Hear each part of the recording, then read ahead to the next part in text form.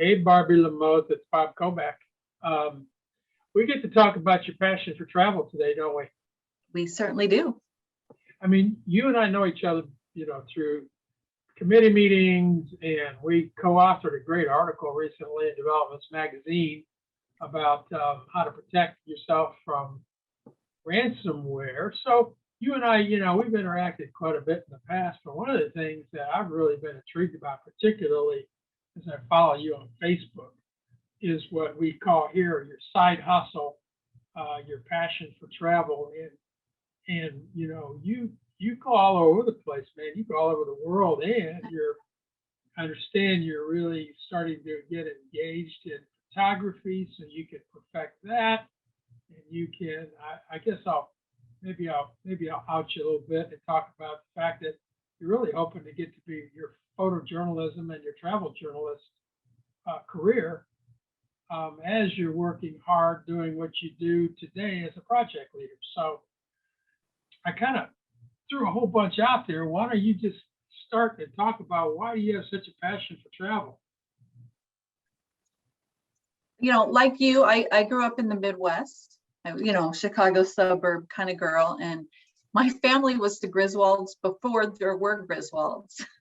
We did the station wagon and Winnebago vacations every year. So my earliest memories are traveling. It's vacation travel. Leisure travel. Vacation traveling. Right. How much business travel have you done in your lifetime? Oh, a lot. When I was at Hilton Grand Vacations, I traveled quite a bit for them. I was actually in Hawaii for a year with them. Before that, when I worked in Denver at Resort Computer Corporation, they would send me on implementation trips. So I think I've traveled for business, since I was, 20 years old. I mean, in my case, I know that like people ask me, because I'm like you, I'm in the hospitality industry, and I travel quite a bit for business. And I'm fortunate that I get to go to some really cool places, nice resorts, and visit my clients. And clients are in great cities, like Breckenridge and Orlando, Las Vegas, Phoenix, California. And so when people ask me, where am I going on vacation? I tell them I'm going to like Kroger's. I don't want to get on that plane. You, on the other hand, I mean, you just got back from, what was it, Iceland? Yeah, I was just in Iceland the last week of September. Tell me about that. I want to hear about the food. What's the best meal you had? Well, I'm not a very extravagant eater. They have like fermented shark, and those are things I don't eat. I'm pretty much your meat and potatoes kind of girl. So you see, for me, I like to go someplace like really typical. I mean, when I was in El Salvador one time and asked them to take me to one of their better restaurants. I really wanted, because I like to get a flavor of the locale. They took me to a Chili's, thinking that I would like to go to a Chili's. I convinced them that I wanted to just go to some local pub to see what it's like. Do you experience any of that when you're out? Oh, definitely. I think in Iceland especially, besides the fact that it's very expensive to eat and drink in Iceland, by far that is the most expensive thing you'll do the whole time you're there is eat and drink. But yeah, they have a lot of bizarre things on the menu. Again, I don't order that. I'm also not a fish person, and obviously fish is a huge part of their diet. But I'm more of a cocktail girl. Yeah, I'll try that cocktail. Well, what is unique about their alcohol, their liquor, their drinks of choice? No, it was actually really good. They actually make their own vodka in Iceland, and you can bring it home, and they have it at the duty-free store. And so yeah, no, the cocktails were great. All the food is wonderful. I have no complaints about any of the food that we ate. I took actually a lot of food pictures because some of the desserts were just so extravagant. You didn't want to eat it because it was too pretty. No, But okay. I mean, I've traveled to some pretty cool places. I've lived in Sweden for a little while and I've traveled to Denmark. I've traveled, like you, I've traveled to a lot of places, but more for work, not for leisure. What's like the top three places you've been to that you really enjoyed the most? And then that's really not a real fair question, but I'm wondering where would I want to go if I was going to listen to Barbie's travel tips? well, definitely Iceland, which is really funny because Iceland was never, ever on my bucket list, ever. I could have gone my entire life and never have gone to Iceland. And the fact that I ended up getting there and it was amazing and incredible, and I could picture myself living there, I would tell everyone to visit. But you were, I mean, I saw some pictures of you that looked cold, like really cold. It's a little cold in Iceland, even in September. But they give you a lot of thermal jumpsuits to wear when you're doing excursions. So you're actually pretty warm. So did you go there on a tour? Did you go there on some type of a tour, or did you go there on your own and set your own agenda? No, went on my own and just had a bunch of excursions booked. But as part of my side hustle, as I'm venturing into travel journalism, I specifically booked reservations at 4 different of the geothermal pools and interviewed people at each location. So when I got home, I could pitch an article to, a publication. So I did get to visit the Blue Lagoon and Sky Lagoon and a few other lagoons. Lagoons are the thing. So you go to Iceland, you want to go see some lagoons. Give me one other location that we could talk about. One other place that you really love. Morocco. Okay, what about Morocco? Morocco was my #1 bucket list item. So I crossed that off when I visited it in 2019. It's sexy and it's fun and it feels a little dangerous sometimes, but it's beautiful. The people, the food, back to the food. Yeah. I travel. Everything I mean, about if I can't taste the food, I really don't want to go. I just, the typical food, I really like the local flavors. So Morocco, how long were you there? 10 days. We did a tour. Is that typical for you when you travel on one of your excursions? Absolutely. Iceland was short. It was only 7 days, but Morocco, we did a 10-day tour. So we went to several different cities, and I actually have a trip coming up in April that's 16 days, and that's a road trip in Ireland. In Ireland.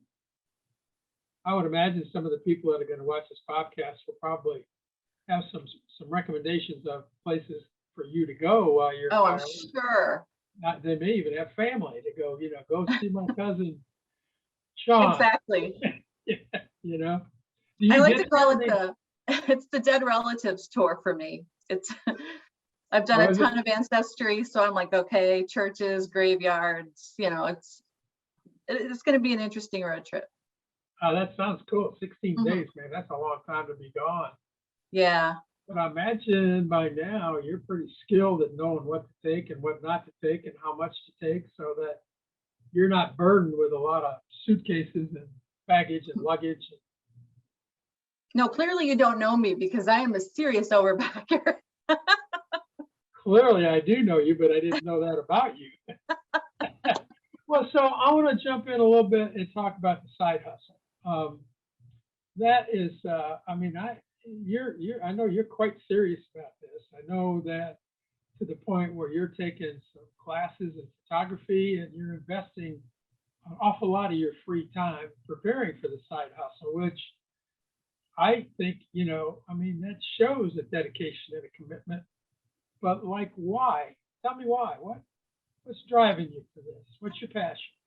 Bob, like so many people during COVID, I was also furloughed for a long period of time. It just gives you a lot of time to think, what do you want to do?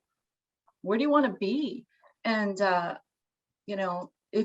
love to learn. So that was really super important to me, and I love to travel. And, how can I marry traveling and storytelling and learning all together? And that's how the side hustle of the travel journalism and photography was born. So I invested in myself. I started taking photography courses and at a local art school, and I bought all the gear, and I joined a storytellers group with a wonderful mentor, and she's a well-published travel photographer and writer. So I work with her group, and I get to practice on friends and family taking pictures. So it's been a lot of fun the last 6 to 8 months. It's incredibly time consuming, but it's fun. I get to learn, and I get to tell stories, and right now I'm really just trying to find my voice. So what kind of stories do I want to tell? And do I want to write a top 10 list on saving money in Reykjavik, which are great, those are helpful stories, or do I want to tell you how not to go broke on food and booze? So, it's a kind of a balance right now of finding my voice. And I know that my stories tend to be, maybe a little edgy and humorous, and not your basic top 10 lists of things to do. So, and it's finding a match for those publication wise. I can promise anybody that happens to get smart enough and lucky enough to read something that you would publish, that it will be edgy. Which is good. I think it's great. I mean, in some of my stuff, I get a little edgy and try to get even a little confrontational, so that it gets conversational. I mean, it get the conversation going. And given our technology today, man, I'm really looking forward to the stuff you put up. Is there any chance that there would be a novel in you? Maybe someday. I have a lot of stories from traveling. I was detained in Dubai for 24 hours, and I had a train ride from hell in Morocco. So there's just so many great stories that happen when you travel that it could be a novel. But right now I'm just trying to find my voice and publications that would fit with that voice, and get those out there. But it's obvious you're very dedicated. I mean, because you're investing in yourself, Mm-hmm. and you're still traveling, whether you get the hustle going or not. But I'm pretty convinced, knowing you for as long as I've known you, which actually is quite a few years, but that you're committed, you're dedicated. Oh, definitely. And I'm enjoying it. It's, I love it, and so it doesn't make it feel like work. I would only hope and ask you to do me a small favor, and we're going to be friends whether you do it or not, but that would be to spend a little time on the food.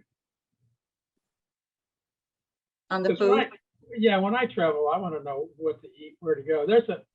I was in Amsterdam at one time in my travels for business. I was a speaker at a conference and went to this place, a restaurant that our host took us to, called, I couldn't pronounce it, could possibly pronounce it in Dutch, but the translation is 5 Dead Flies. And the logo has 5 flies hanging upside down on this flagpole. And I told a friend of mine, somebody that you would know also, I told a friend of mine, they were going over there on vacation, and I told them about it. And, as you know, Barbie, that can be risky, because who knows? But they claim to be the oldest, longest open bar restaurant in the world. And so my friend went there, mentioned that he heard about it from a buddy of his in the US, and they treated him so well, they went back 4 times. Wow. I want to hear about the food. Well, does that restaurant happen to be in Spain? Because I went to a restaurant in Spain that was supposedly the oldest restaurant in the world. Oh, well, I live in Indianapolis, and there are 4 of those here. So, the oldest restaurant in the state of Indiana, the oldest bar in, In fact, you've been to Washington, D.C., I know, and you've probably been to a place called Old Ebbitt's Grill. Have you been there? Mhm. Yeah. Well, Ebbitt's was always in this. There was a great debate between Ebbitt's and Clyde's about which one was the oldest continuous restaurant in Washington, D.C. And so Ebbitt's bought Clyde's and ended the discussion. So supposedly Old Ebbitt's is the oldest in D.C. Well, so like, all right, well, you know, in the other thing that I really respect very deeply about you is your passion for critters. You have a critter named Bob that I know when you post Bob on your Facebook, I always have something to say about Bob. That's right. But you also, you know, you put your money where your mouth is, and you perpetuate your other passion by working with a charity that I'm trying to bring up here as fast as I can. Oops, it went right past it. There we go. Your charity of choice, A Better Life Pet Rescue. Now, the thing about charities and you being a guest is that I will contribute $50 to this charity once we're offline. But you told me a little bit about how you fell towards this charity. Talk about that for a minute. You know, it's so funny, but it was started by a young lady that I met a few years ago who was working for WAG, and I had hired WAG to come walk my dogs, and she was wonderful, and I eventually ended up hiring her. She started her own house sitting, pet sitting business, and so when I was traveling, she would stay at my house and take care of my animals. And from that, she's now started the charity, and she has a day job as well. So I'm just super proud of her. So what? So they're predominantly adoption. Yeah, rescue and adoption. Mm-hmm. And right now, from what I understand, is that there were a lot of critters that were adopted during COVID, but they're being returned right now. Yeah. So the need to rescue pets and to find pets permanent homes is greater than it has been in a very, very long time, correct? Absolutely. And as you get towards Christmas, you see a lot of unloading of older animals because people want to get puppies. So a lot of your senior dogs end up in shelters and need to be rescued. And that seems to be rather cruel. But that's, you know, I don't want to be judgmental, but that does seem rather cruel to me. Yeah, I'm definitely someone who adopts older and senior dogs all the time. You do? Yep. How old That's is what Bob? How old is Bob? Bob, they told me Bob was 5 when I got him, so he's around 8 now. And that's older. He's a big dog, obviously. He's 115 pounds, so. And who's your other dog? My other dog, Gigi, came from Mexico. She came from a rescue in Mexico near Puerto Morelos, and she is now 11. Yeah, that is a charity that I contribute to. Yeah, me too. That's Riviera Rescue. Riviera Rescue, yeah. I mean, because we have a mutual friend that's pretty involved in that. Mm-hmm. And so even if I wasn't or didn't have a propensity toward contributing to animal rescue programs, because of our mutual friend, I really don't have much choice. He makes me do it. Exactly. Yeah, Well, her picture came up on Facebook on their website, and so I was like, oh, you know, I see hundreds of pictures, and you know, I'm pretty good at self-control, but when her picture came up, I was like, okay, I think I need to get that dog. So you went to Mexico to get your dog. They actually shipped them here. Oh, cool. That's cool. Yeah. So if you want to get a dog from Mexico, they will ship them. And that's Riviera Rescue and BetterLifePets.com. Is local for Florida. They're going to have $50 extra in there pocket this afternoon, and something I'm happy to do. And I'm really, really happy that you and I had the opportunity to have this chat. And I put your, let me get back here. That I've got your email address up there, and that's still current, I hope. It is. So if anybody wants to talk about your side hustle passion or your charity of choice, you're welcome to reach out to you, correct? Absolutely. 100%. Okay. What do you got? What else you got to say? What are you doing for Christmas? Anything, any big time stuff? No, I think laying low for Christmas, you know, when you have a birthday close to Christmas, it all kind of just runs together. But, you know, I realized I'm, you know, 13 months out from Antarctica. So I guess I'll start planning more accordingly for that one. Well, that's right. Our birthdays are one day apart, I think. I know. I'm a 12/21 guy, 4 days before Christmas, and we were in the retail flower business. So my mother had me and was in the flower shop like the next day. So both my parents. Yeah, we are one day apart because I'm 12/20. Yeah, so. Yeah, one day. Hey, listen, it was really great talking to you and really wonderful seeing you. And this will go up probably Thursday on my Bobcast LinkedIn and also our YouTube channel. So as soon as it's available, I'll send it to you. You can post it if you want to. Okay. And you know what, Barbie, I'm proud of you. I'm proud to know you. I love the fact that you are learning and want to make your life better and make other people's lives enriched through your travel and share all that information. So I'm proud to know you, kiddo. Thank you.